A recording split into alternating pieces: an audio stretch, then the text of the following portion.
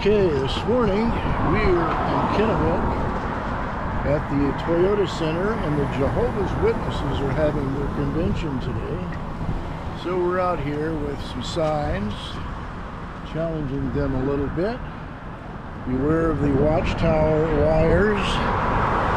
They've forecast a number of years and dates for the coming of Christ, which has never panned out. They've been wrong many, many times. And they have a bogus Bible translation. There's a few other issues we can address here. But right now we're just here to let them know there's something wrong, especially for the young people, the teenagers. You know, we'll give them some things to ask their parents that the parents don't have good answers for. The witnesses are not a very patriotic bunch. And they won't give blood because they won't give blood for the troops or anybody else for that matter, because they believe that the life is in the blood and you don't want to give your life to anybody else. Jesus said no greater love has anybody but to give your life for your friends, but not the Jehovah's Witness. They won't even give blood for somebody. And then millions of Jehovah's Witnesses are going to go to hell. The reason that's an important issue is because they don't believe there is a hell. Even though Jesus said there will be a place where there will be weeping and gnashing of teeth, the witnesses don't believe that. They say that God is a loving God and he would never do such a thing. However, God flooded the planet once, and there was a guy named Noah who built an ark to save 8 people, that is. And Sodom and Gomorrah, of course, they got destroyed, and Israel got destroyed in 70 AD by the Romans. So that's the God of love, but he wouldn't have hell. Obviously, that goes outside the perimeters of the Kingdom Hall's teaching.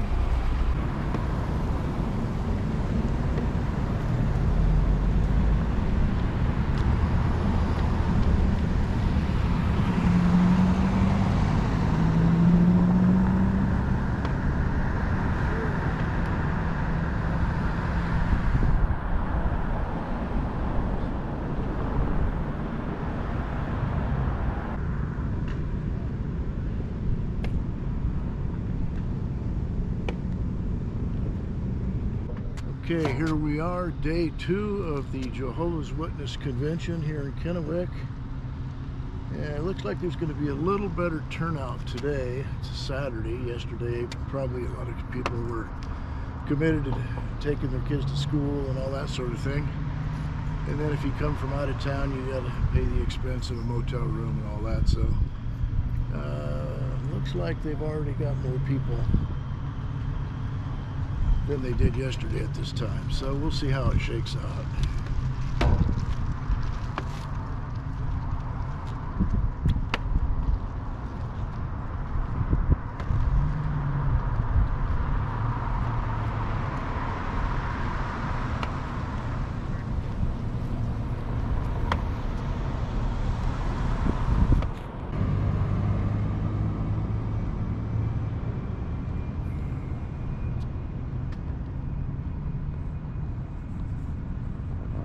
So I was just talking to this guy here that's directing traffic, and I asked him how long he'd been a JW. He said, my whole life. I said, well, your parents were witnesses? Yep. He said, and I said, well, if you died today, would you go to heaven or hell?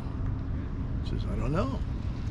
And I said, well, that's pretty important. I said, have you been born again? He says, nope, straight up. Oh, wow. I said, well, Jesus said, unless you are born again, you can't enter the kingdom of God. No comment.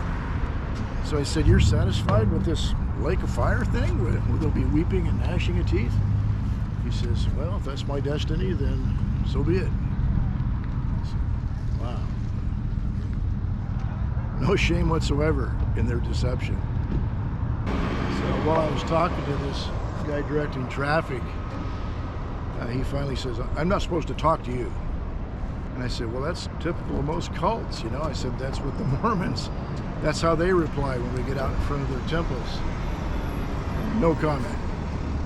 And they just can't quite see the problem. When you're brainwashed, you're deceived. You don't realize you're deceived. And they're satisfied with it. So that's one of the reasons we get out here with these signs and challenging them. At least some of the young people, they might start thinking that maybe there's something haywire here. My parents might be involved in something that's not quite on the up and up. Now, oftentimes the reason people end up in cults like this is they either have no religious background at all, they have no biblical understanding or knowledge. So they're easy target. And then a lot of them come out of the Catholic Church, and they start seeing some problems with the Catholic hierarchy, and they start learning a little bit about the dubious history, and then they're disenchanted for good reason. But then the problem is they're an easy target for somebody that wants to feed them something else. And it's pretty sad, because that's kind of the world we live in now. You know, we're 2,000 years after the cross. There's been an awful lot of opportunity for man to twist things, and various traditions have popped up. So it's hard to know who to trust. And so if people show up like the Mormons or the Jehovah's Witnesses, and they're really nice, and they offer to help you out when you're having a rough time, then it isn't long before you become part of the family, their family, the cult family. So winning people's trust, that's a tough one. However, Jesus said it's the truth that sets people free, and so that's what we're doing out here. We're presenting people the truth, and some of it's kind of rough, kind of hard to buy, but if they look into it, they'll find out that what we're saying out here is the truth. All these different dates that the Jehovah's Witnesses have forecast over the years about the coming of Christ and all that crazy stuff, well, they failed miserably. So nothing new under the sun. Jesus warned a lot about false prophets, and a lot of churches don't take it all that serious, I don't think. So when their kids end up falling in love with a Jehovah's Witness or a Mormon, then all of a sudden they're crying out of desperation. What do? Well, overcoming somebody's emotions when they're having a romantic relationship, that's not an easy one to overcome. I've counseled more than one family that their kid ended up getting involved with a cultist. And sometimes the cultist is no longer a practicing cultist, but their background is maybe a Mormon or something else. And so the parents think, well, they're not a practicing cultist, so it must be okay. They have a good job, so hey, what could go wrong? Well, then they start having kids, and they start having questions about the responsibility of raising their kids. Well, should we take them to church? So then the question comes up, which church do we take them? To the cult church that I was raised in, or something else? So, yeah, tough decisions. So I asked this guy directing traffic about their translation, their Bible translation, the New World Translation of the Bible, and I said, don't you find it rather odd that you go to a Christian bookstore, you don't find the Witness Bible there anywhere? And usually what they will reply is, well, we don't sell them. The Bible's not up for sale.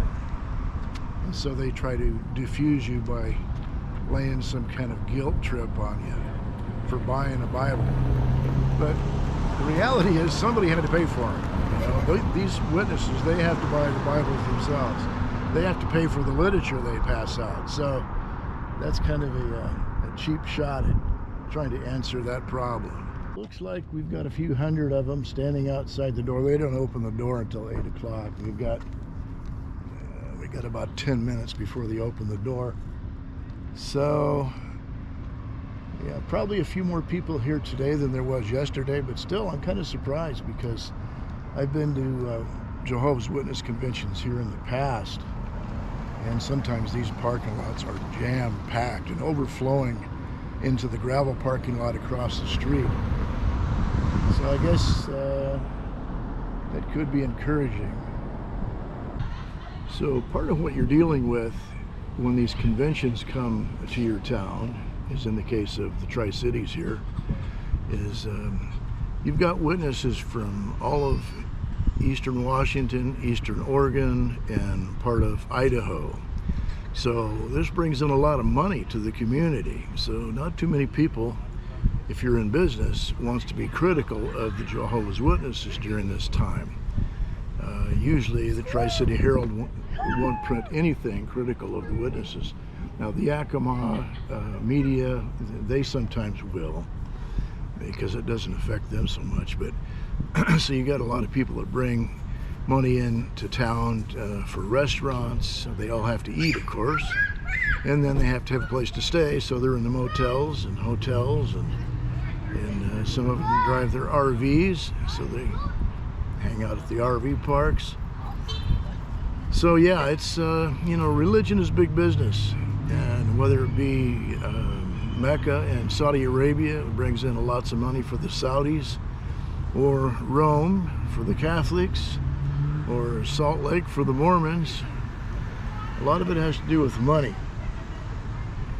And of course the Mormons are probably more into that than anybody. We're going to be taking a trip here next week over to Casper, Wyoming, because there's a temple going up over there.